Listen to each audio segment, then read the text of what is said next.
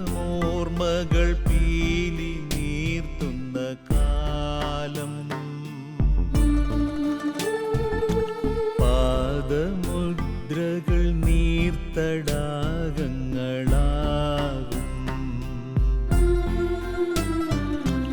ഇവിടെയോരോ മൺതരിയിലും ജീവൻ തുടിക്കുകയാണിന്ന്. പൂർവഗാമികൾ ചോരതീരായി തന്നതിൻ സുഹൃതം. സുഭഗമോർമകൾ പീലി നീർത്തുന്ന കാലം, പാദമുദ്രകൾ നീർത്തടാകങ്ങളാകും.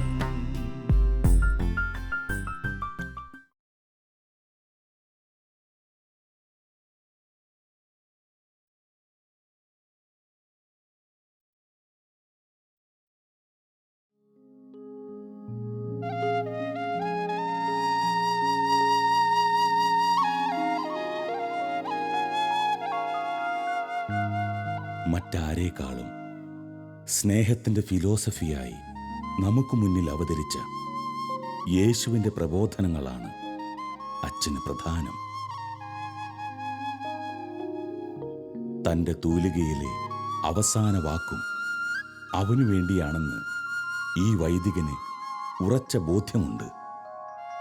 ഇത് വാക്കിൻ്റെ ബലിവേദി.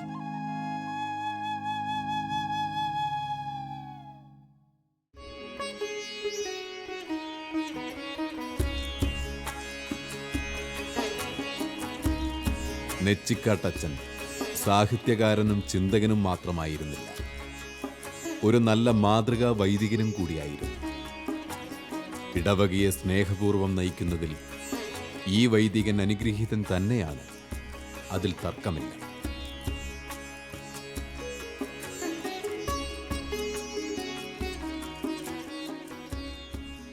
നാല് രീതിയിലാണ് അച്ഛനുമായിട്ട് എനിക്ക് ഏറ്റവും അടുത്ത് പരിചയമുള്ളത്.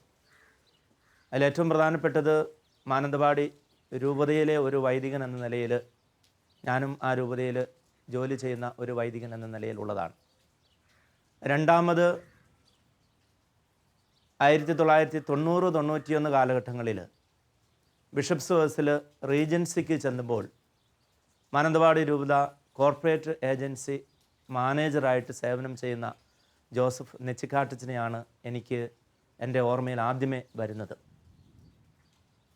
ഒത്തിരി കാര്യങ്ങളിൽ ഇടപെടാൻ സാധിച്ചിട്ടില്ല എങ്കിലും അധ്യാപകരോടുള്ള പെരുമാറ്റവും സ്കൂളിലെ പ്രശ്നങ്ങൾ കൈകാര്യം ചെയ്യുന്നതിലുള്ള പ്രാഗൽഭ്യവും ഏറെ അനുകരണീയമായിട്ട് അന്നെനിക്ക് തോന്നിയിട്ടുണ്ട്. നിർമ്മാണ മേഖലകളിൽ ബത്തേരി അസംഷൻ ഫൊറോനയിലെ വികാരി എന്ന് ആയിരിക്കുമ്പോൾ തന്നെ അച്ഛൻ അന്ന് ഞാനുള്ള കാലഘട്ടത്തിൽ വടക്കനാട് പള്ളിയും ചുള്ളിയോട് പള്ളിയും അച്ഛൻ്റെ ഉത്തരവാദിത്തങ്ങൾ തന്നെയായിരുന്നു. അവിടെയാണെങ്കിലും മറ്റിതര കാര്യങ്ങൾ ചെയ്യുന്നത് പോലെ തന്നെ നിർമ്മാണ പ്രവർത്തനങ്ങളിലും അച്ഛൻ ഏറെ തൽപരനായിരുന്നു എന്നുള്ളത് ഞാൻ ഇന്നും ഓർക്കുകയാണ്.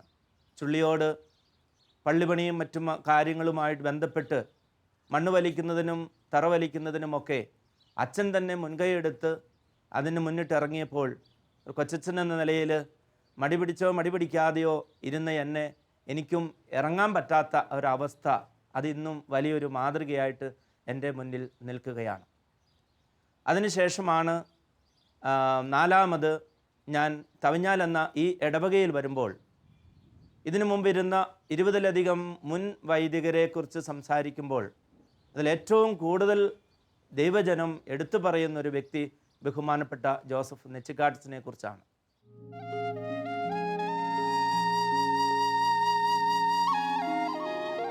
മാനന്തവാടിക്കടുത്ത് തവിഞ്ഞാൽ പ്രദേശത്ത് നമ്മുടെ വിശ്വാസ സമൂഹത്തെ കെട്ടിപ്പടുക്കുന്നതിൽ ഈ വൈദികന്റെ പങ്ക് നിർണായകമായിരുന്നു. മാനത്തിൻ മുറ്റത്ത് മഴവില്ലഴകിട്ടും മധുമാസ സന്ധ്യകളേ, കാർമുകിലാടകൾ തോരയിടാൻ വരും കാലത്തിൻ കന്യകളേ. ഈ പാട്ട് ഞാൻ പാടാൻ കാരണം നിശ്ചയഘട്ടത്തിന് ഇവിടെ വരുന്ന കാലത്ത് ഞങ്ങളൊക്കെ യൂത്തായിരിക്കുന്ന സമയമാണ്. അച്ഛൻ അന്നും ഞങ്ങളെ കൊണ്ട് ഈ പാട്ട് പാടിക്കായിരുന്നു, നല്ല കവിതയുള്ളൊരു പാട്ടാണെന്നൊക്കെ പറഞ്ഞിട്ട്. ഈ വർഷം അച്ഛൻ ഇവിടുത്തെ സ്കൂൾ ഉദ്ഘാടനത്തിന് ഇവിടെ വന്ന സമയത്ത് അച്ഛനതൊന്നും മറന്നുപോയില്ല. അന്ന് പാടിയ ആ പാട്ട് ദിവസാച്ചൻ പാടണമെന്നും പറഞ്ഞ് എന്നെക്കൊണ്ട് പാടിച്ച കാര്യങ്ങളൊക്കെ ഞാൻ ഓർക്കുകയാണ്. അച്ഛനിവിടെ ആയിരിക്കുന്ന കാലത്ത് പള്ളിയിലെ ഗായസംഘത്തിൻ്റെ കാര്യത്തിൽ അച്ഛൻ വളരെ താല്പര്യം എടുത്തിരുന്നു. ഞങ്ങളൊക്കെ അന്ന് പള്ളിയിൽ ഞങ്ങളൊക്കെ പാട്ട് പാടായിരുന്നു. അന്നും പാടലുണ്ട്, ഇന്നും പാടലുണ്ട്. അച്ഛന് വളരെ താല്പര്യമായിരുന്നു ആ കാര്യങ്ങളിലൊക്കെ. കുട്ടികളെയൊക്കെ സംഘടിപ്പിച്ച് പാട്ടിന് കഴിവുള്ളവരെയൊക്കെ തിരഞ്ഞ് കണ്ടുപിടിപ്പിച്ച് സംഘടനയിൽ പ്രവർത്തിക്കാനും മിഷയിലൊക്കെ പ്രവർത്തിക്കാനും പാട്ടുകൾ പഠിക്കാനും ഗായസംഘത്തിൽ ഉൾപ്പെടുത്താനും പുറമേ കൊണ്ടുപോയി പാട്ട് മത്സര പരിപാടികളൊക്കെ പങ്കെടുപ്പിക്കാനൊക്കെ അച്ഛൻ വളരെയധികം താല്പര്യം കാണിച്ചിരുന്നു. ഇന്ന് ഞങ്ങൾക്ക് മറക്കാൻ കഴിയാത്ത ഓർമ്മകളാണ്. ആ ബന്ധവും ആ സ്നേഹവും ഇന്നും ഞങ്ങൾക്ക് നിലനിൽക്കുന്നുണ്ട്. അതൊരിക്കലും മറക്കാൻ കഴിയില്ല. അങ്ങനെ സംഘടനയും ഗായക സംഘങ്ങളും ഇങ്ങനെയുള്ള പ്രവർത്തനങ്ങളെല്ലാം അച്ഛന് വളരെ കാര്യമായിട്ട് ഇവിടെ ചെയ്തിട്ടുണ്ട്. ആ ഒരു ബന്ധത്തിൽ തന്നെ ഞങ്ങൾ ഇന്നും തുടരുകയാണ് ചെയ്യുന്നത്. ഇവിടുന്ന് പോയ സമയത്ത് അച്ഛൻ പറഞ്ഞൊരു വാക്ക് ഞാനിപ്പോൾ ഓർക്കുന്നുണ്ട്. തവഞ്ഞാലിലെ ഇടവക്കാർക്ക് നിങ്ങൾക്കും എൻ്റെ കൂട്ടുകാർക്കൊക്കെ വേണ്ടിയിട്ട് അന്ന് അച്ഛൻ മാനന്തവാടിക്കാണ് ഇവിടെ സ്ഥലം മാറിപ്പോയത്. ആശുപത്രിയും ഞാൻ താമസിക്കുന്ന എൻ്റെ വീടും നിങ്ങൾക്കായിട്ട് ഏത് സമയത്തും തുറന്നിട്ടിരിക്കും, നിങ്ങൾക്ക് എപ്പം വേണമെങ്കിലും അവിടെ വരാം. അത് വെറൊരു വാക്കായിരുന്നില്ല. അത് ആ ബന്ധം അന്നും ഇന്നും ഞങ്ങൾ കാത്തു സൂക്ഷിക്കുകയും ഞങ്ങൾ അതുപോലെ സ്വാതന്ത്ര്യത്തോടെ പെരുമാറുകയും ചെയ്യുന്നുണ്ട്. അതൊക്കെ ഞങ്ങൾക്ക് മറക്കാൻ പറ്റാത്ത അനുഭവങ്ങളാണ്. ഇടവകയുടെ സമസ്ത മേഖലകളിലും അച്ഛൻ്റെ ഇടപെടൽ ക്രിയാത്മകവും സജീവവുമായിരുന്നു.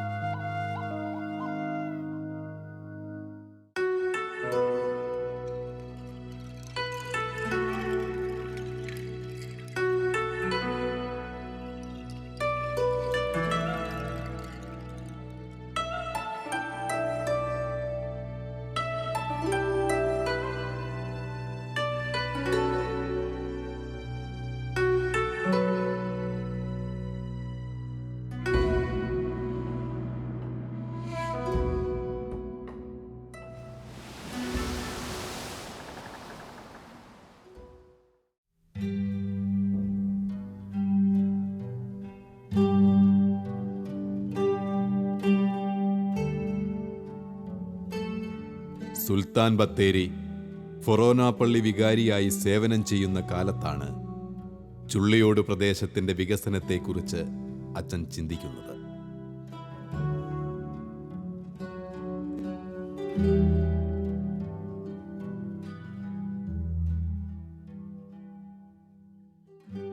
ഞാൻ വന്നപ്പോൾ എനിക്ക് കാണാൻ സാധിച്ച ഒരു കാര്യം, ഇടവക്കാരുടെ സവിശേഷമായ ആ സഹകരണ മനോഭാവമാണ്. പണി വിളിച്ചാൽ അതുപോലെ എല്ലാ കാര്യങ്ങളിലും സഹകരിക്കാൻ തയ്യാറായിരുന്നു. പള്ളിയിൽ വരുന്ന ആളുകൾ മറ്റ് പല ഇടവകളേക്കാൾ കൂടുതലായിട്ട് ഉണ്ടായിരുന്നു.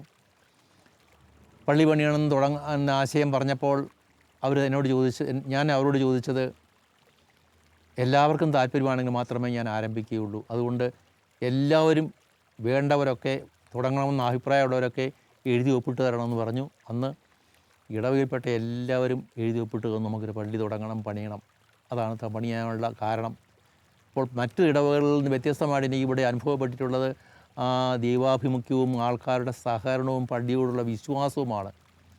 വിശുദ്ധ ഫ്രാൻസിസ് അസീസിയുടെ നാമത്തിലാണ് പണിയപ്പെട്ടിരിക്കുന്നത്.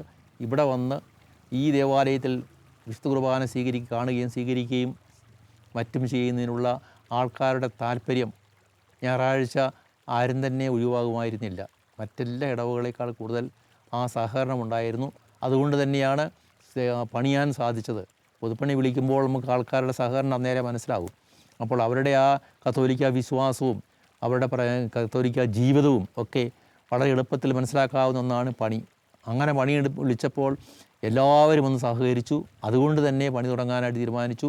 പണി തുടങ്ങി ചുരുങ്ങിയ കാലത്തിനടുത്ത് പൂർത്തിയാക്കാൻ സാധിച്ചു. അപ്പോൾ അതെല്ലാം ഇവരുടെ താല്പര്യം കൊണ്ടാണ്. തന്നിൽ നിക്ഷിപ്തമായിരിക്കുന്ന ചുമതലകൾ ഏറെ കൃത്യതയോടെ നിർവഹിക്കുന്നതിൽ നെച്ചിക്കാട്ടച്ചൻ ഒരിക്കലും വീഴ്ച വരുത്തിയിരുന്നില്ല.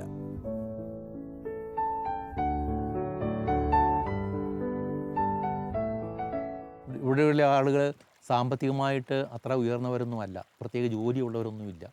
ഒക്കെ സാധാരണക്കാർ. ആ സാധാരണ കൃഷിക്കാരുടെ സഹകരണം കൊണ്ട് മാത്രമാണ് ഇത് പണിയാൻ സാധിച്ചത്. എന്ന് വെച്ചാൽ സാമ്പത്തികമായിട്ട് അവരൊന്നും അധികമൊന്നും പ്രതീക്ഷിക്കാൻ പറ്റിയില്ല. അതുകൊണ്ട് തന്നെ മറ്റു പല രീതിയിലും സഹായം സംഘടിപ്പിക്കേണ്ടി വന്നു. ഇന്ന് വരികിലും ആൾക്കാരെ ഇവിടെ എല്ലാ കാര്യങ്ങളും അവരുടെ ഇവിടെ ഉണ്ടായിരുന്നു. കൂലി കൊടുത്ത് അതിന് അധികം പണിയിപ്പിക്കേണ്ടി വന്നിട്ടില്ല. താല്പര്യപൂർവ്വം പൊതുജനങ്ങൾ മുമ്പോട്ട് വന്നു. അവരുടെ ആ സഹായത്തോടുകൂടി സഹകരണത്തോടുകൂടി വലിയ ബുദ്ധിമുട്ടുകൾ കൂടാതെ തന്നെ പണി പൂർത്തിയാക്കാൻ സാധിച്ചു. അത് തീർച്ചയായിട്ടും ജനങ്ങളുടെ സഹകരണവും സാന്നിധ്യവും സജീവമായ ഭാഗഭാഗിത്വവുമാണ്. അതിന് പ്രത്യേകമായിട്ട് എപ്പോഴും എനിക്ക് നന്ദിയുണ്ട്. അവരെ നന്ദിപൂർവ്വം ഇപ്പോഴും അനുസ്മരിക്കുന്നു.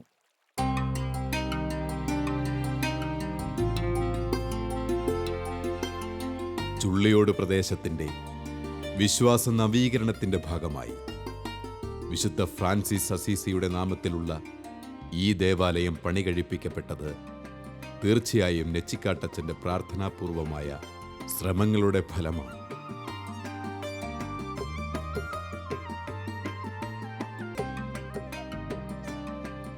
ബഹുമാനപ്പെട്ട നെച്ചിക്കാട്ടച്ചൻ ബത്തേരിയിൽ താമസിച്ചുകൊണ്ടാണ് ചുള്ളിയോട് ഇടവകയിൽ അച്ചപ്പാലന ശുശ്രൂഷ നിർവഹിച്ചിരുന്നത്. 94 മുതൽ 98 വരെയുള്ള കാലഘട്ടങ്ങളിൽ ഇവിടെ വളരെ വിശിഷ്ടമായിട്ടുള്ള അച്ചപ്പാലന ശുശ്രൂഷ നിർവഹിച്ചതായിട്ടാണ് ഇവിടെ ഞാൻ മനസ്സിലാക്കുന്നത്. ജനങ്ങൾ അച്ഛനെ വളരെ ആത്മാർത്ഥമായി സ്നേഹിക്കുകയും അച്ഛൻ്റെ നേതൃത്വത്തെ അംഗീകരിക്കുകയും ചെയ്തുകൊണ്ട് അച്ഛനോട് വളരെ ആത്മാർത്ഥമായി സഹകരിച്ച ചരിത്രമാണ് ഇടവകയ്ക്കുള്ളത്. ഇവിടെ ഒരു പള്ളി ഉണ്ടായത് അച്ഛൻ്റെ ശ്രമഫലമായിട്ടാണ്. അതിനോടനുബന്ധിച്ച അത്യാവശ്യം വേണ്ട എല്ലാ സൗകര്യങ്ങളും അച്ഛനിലൂടെ ഇവിടെ ലഭിച്ചു. അത് നന്ദിപൂർവ്വം ഇവിടുത്തെ ആളുകൾ ഇപ്പോഴും അനുസ്മരിക്കുന്നുണ്ട്.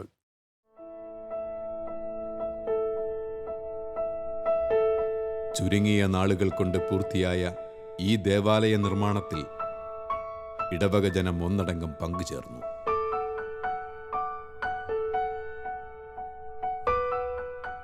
സുൽത്താൻ ബത്തേരി അസംഷൻ ഫൊറാന പള്ളി വികാരിയായിരിക്കെ തന്നെയാണ് ബഹുമാനപ്പെട്ട ജോസഫ് നെച്ചിക്കാട്ടച്ചൻ ചുള്ളിയോട് അസീസി പള്ളിയുടെ വികാരി സ്ഥാനം കൂടി ഏറ്റെടുക്കുന്നത്.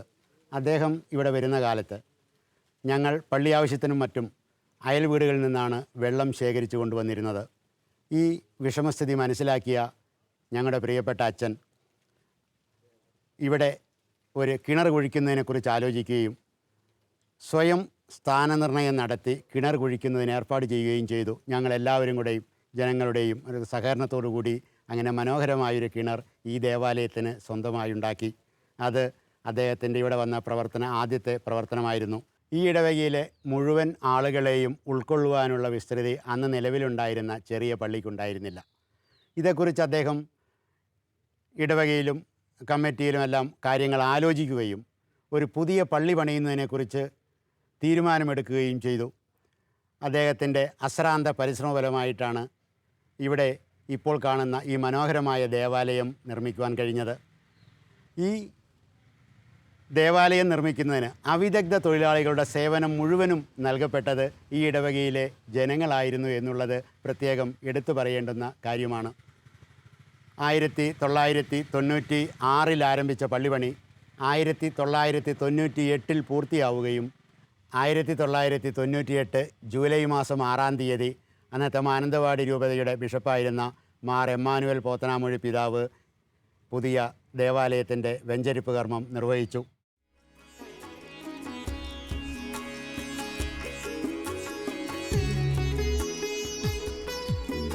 ദൈവസ്നേഹത്തിലും കൃപയിലുമുള്ള ഈ വൈദികന്റെ ജീവിതം നമ്മെ വീണ്ടും വിശ്വാസത്തിൻ്റെ ഏതോ തീരങ്ങളിലേക്ക് വലിച്ചടിപ്പിക്കുന്നുണ്ട്.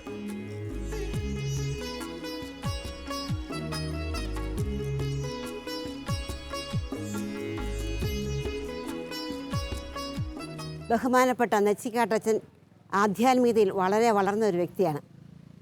ഈശോയുമായിട്ട് അദ്ദേഹത്തിൻ്റെ ഒരു പ്രത്യേക സുഹൃത്ത് ബന്ധമുണ്ടായിരുന്നു എന്നറിയാൻ കഴിയും.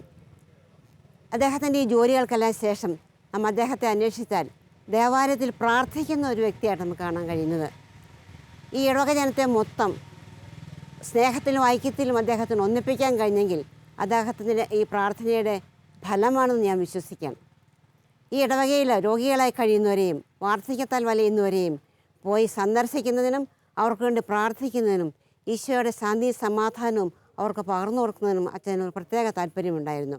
ഈ ഇടവക ജനത്തിനു വേണ്ടി ധ്യാനങ്ങൾ നടത്താനും ധ്യാനങ്ങൾ സംഘടിപ്പിക്കാനും അതുപോലെ ഈ ഇടവക ജനത്തെ ആധ്യാത്മികതയിൽ വളർത്താനും അച്ഛനേറെ ഉത്സുകനായിരുന്നു.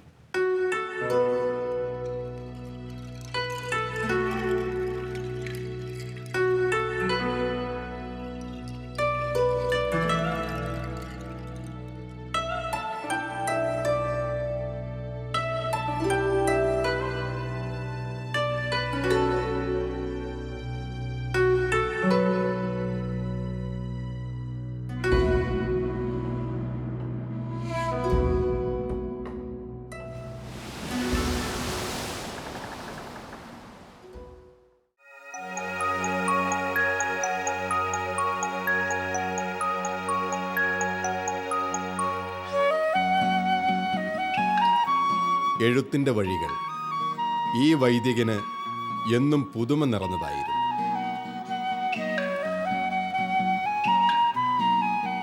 തൻ്റെ വിദേശയാത്രകൾ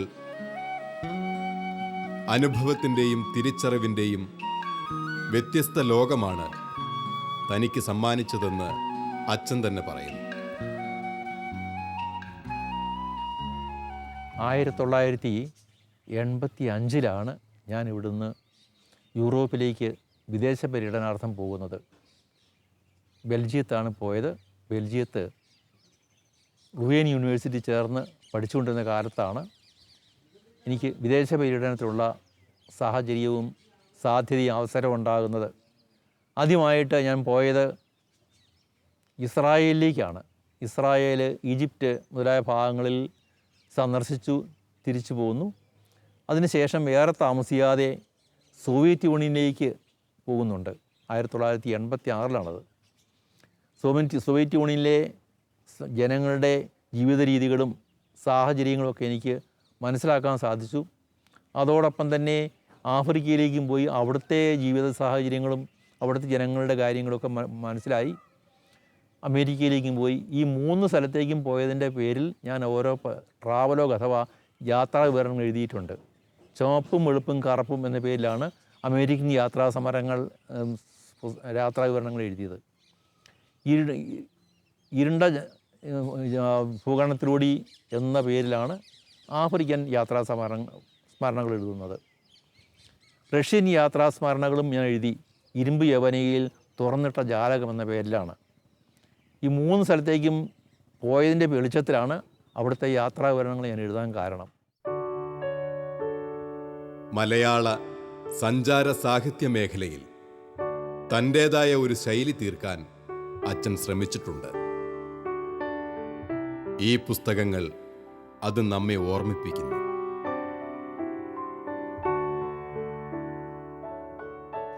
പല വിദേശ രാജ്യങ്ങളും സഞ്ചരിച്ചെങ്കിലും എനിക്ക് ഏറ്റവും കൂടുതൽ അനുഭവങ്ങൾ ലഭിച്ചത് ആഫ്രിക്കൻ സന്ദർശനത്തിൽ നിന്നാണ്. അവിടുത്തെ ജനങ്ങളുടെ ജീവിത രീതി, അവരുടെ ദാരിദ്ര്യം, അവരുടെ കഷ്ടപ്പാട്, അവരുടെ നൊമ്പരം ഒക്കെ എന്നെ വളരെ ആകർഷിച്ചിട്ടുണ്ട്. അതിലുപരിയായിട്ട് നമ്മൾ ചെന്നാൽ അവർ ഹൃദ്യമായ ഒരു സ്വീകരണം നമുക്ക് നൽകാറുണ്ട്. മറ്റ് രാജ്യങ്ങൾ, പ്രത്യേകിച്ച് യൂറോപ്പിൽ അമേരിക്കയിലൊക്കെ നമ്മൾ ചെന്നാൽ നമുക്ക് പ്രത്യേകമായ വലിയ സ്വാഗതവും സ്വീകരണമൊന്നുമില്ല. അവിടെയുള്ളവരുടെ കൂട്ടത്തിൽ അവരുടെ ഒപ്പം ഭക്ഷണം കഴിക്കുന്നു, അവരോടൊപ്പം എന്തെങ്കിലുമൊക്കെ സംസാരിച്ച് പിരിഞ്ഞു പോരുന്നതിൽ കവിഞ്ഞിട്ട് ഒരു ഹൃദ്യമായ സ്വീകരണം നമുക്ക് ലഭിക്കുന്നത് ആഫ്രിക്കയിൽ വെച്ചാണ്. നമ്മോട് അവർക്ക് അങ്ങേയറ്റം താല്പര്യമുണ്ട്. അവൻ്റെ നൊമ്പരങ്ങളും വേദനകളും നമ്മളെ തീർച്ചയായിട്ടും ആകർഷിക്കുന്നുമുണ്ട്. അതാണ് എനിക്ക് ഏറ്റവും കൂടുതൽ അനുഭവമായിട്ട് തോന്നിയിട്ടുള്ളത്.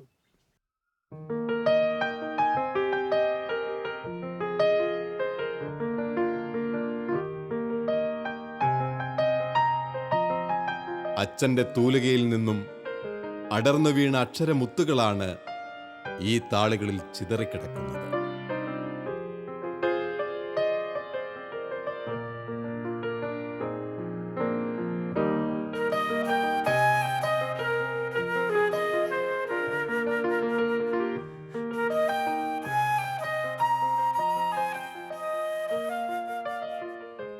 എനിക്ക് ആദ്യമായിട്ട് കിട്ടിയത് മേരി വിജയ അവാർഡാണ് 8 കൊല്ലങ്ങൾക്ക് മുമ്പ്.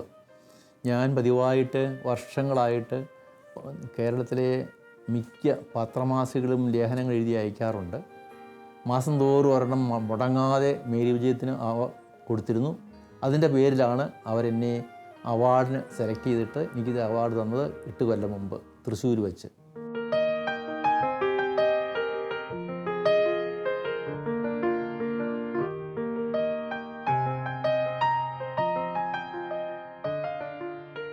മേരി വിജയ അവാർഡിന് ശേഷം എനിക്ക് കിട്ടിയത് ശാലോം അവാർഡാണ്.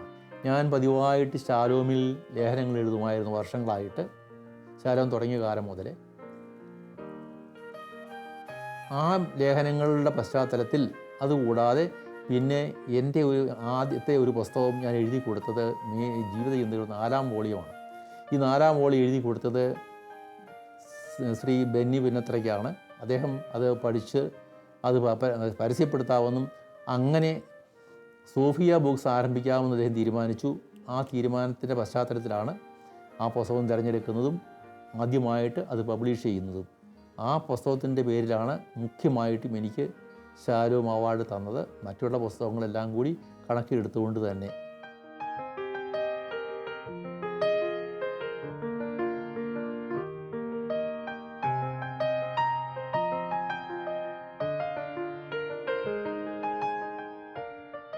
മൂന്നാമതായിട്ട് എനിക്ക് കിട്ടുന്നത് KCBC അവാർഡാണ്. ഞാൻ പുസ്തകങ്ങൾ എഴുതി പബ്ലിഷ് ചെയ്യുമായിരുന്നു. പ്രത്യേകിച്ചും അവരെ ആകർഷിച്ചിട്ടുണ്ടാകും എനിക്ക് തോന്നുന്നത് വചനവിരുന്ന്, വചന സന്ദേശം എന്ന 2 വലിയ ഗ്രന്ഥങ്ങളാണ്. ഞായറാഴ്ച പ്രസംഗങ്ങളാണ് അവയുടെ മുഖ്യമായ പ്രതിപാദ്യ വിഷയം. അവ കണക്കിലെടുത്തും മറ്റ് പുസ്തകങ്ങൾ കൂടി അവർ കൈവശം വെച്ചും പരിശോധിച്ചും പഠിച്ചുമൊക്കെയാണ് എനിക്ക് KCBC അവാർഡ് തരാമെന്ന് തീരുമാനിച്ചത്. ഇക്കൊല്ലം അവരെന്നെ വിളിച്ചു പറഞ്ഞു. 2014 ആണ് അത് തിരഞ്ഞെടുപ്പ് നടന്നതിലും 15 ജൂൺ 7-ാം തീയതിയാണ് എനിക്ക് ആ അവാർഡ് കിട്ടുന്നത്.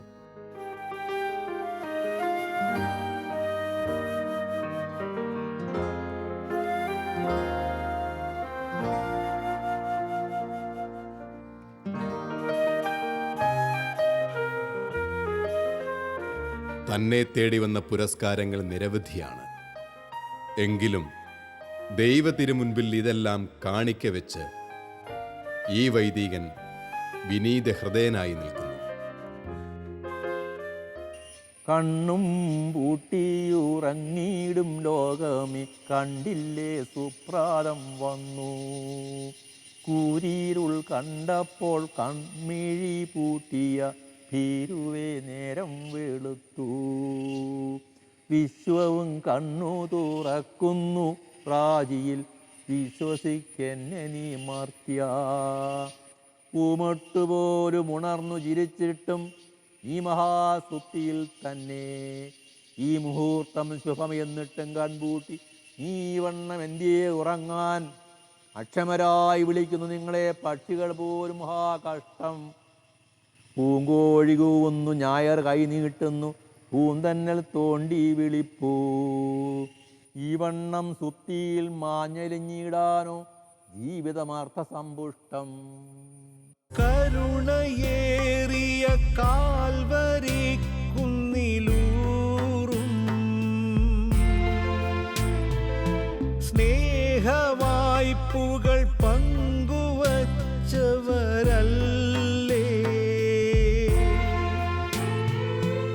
ഇവിടെ നിന്നും രക്ഷ നേടാതാരും മടങ്ങുകയില്ല. പാപമോചനം യേശു ചിന്തിയ ചോരതൻ വിജയം. സുഭഗമോർമകൾ പീലി നീർത്തുന്ന കാലം. പാദമുദ്രകൾ നീർത്തടാകങ്ങളാകും. ഇവിടെയോരോ മൺതരിയിലും ജീവൻ തുടിക്കുകയാണിന്ന്. പൂർവഗാമികൾ ചോര നീരായി തന്നതിൻ സുഹൃതം. സുഭഗമോർമകൾ പീലി നീർത്തുന്ന കാലം. പാദമുദ്രകൾ നീർത്തടാ